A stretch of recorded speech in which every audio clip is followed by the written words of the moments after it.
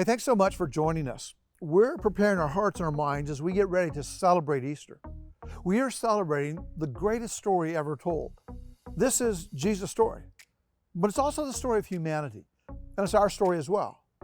You know some of the basics of the story: the death, burial, and the resurrection of Jesus. It's powerful. I mean, it's a story of God who dies for your sins and for mine.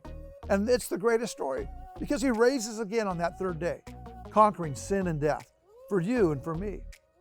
Well, there are some other characters in this story as well.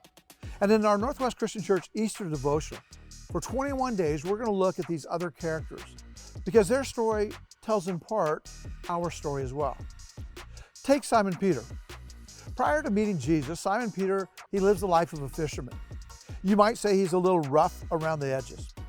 I think Simon Peter he's a lot like many of us.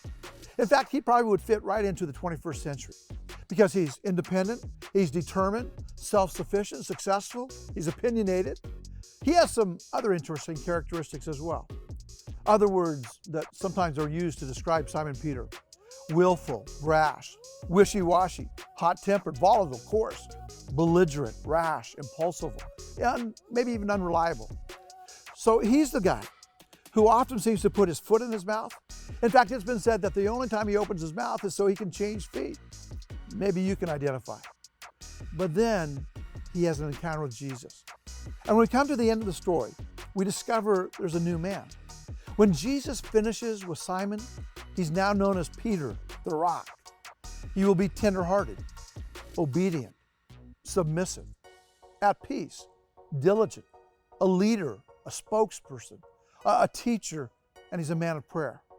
Before he is finished, Peter will lead the young church forward on the very first evangelical crusade. He will become world-renowned as the undisputed leader of the church. He will lead thousands to a new faith in Jesus. I think if there's one word that can be used to describe the Peter of the book of Acts, it's the word extraordinary.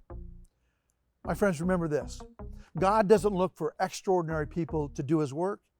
He works in ordinary people to do extraordinary things.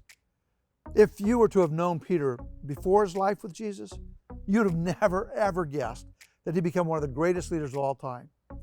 But it's because Jesus can take an ordinary man and he can transform him into one of the most extraordinary individuals that the world has ever seen. And the great news, Jesus can do the same thing with your life and with mine. So make yourself available to him this week.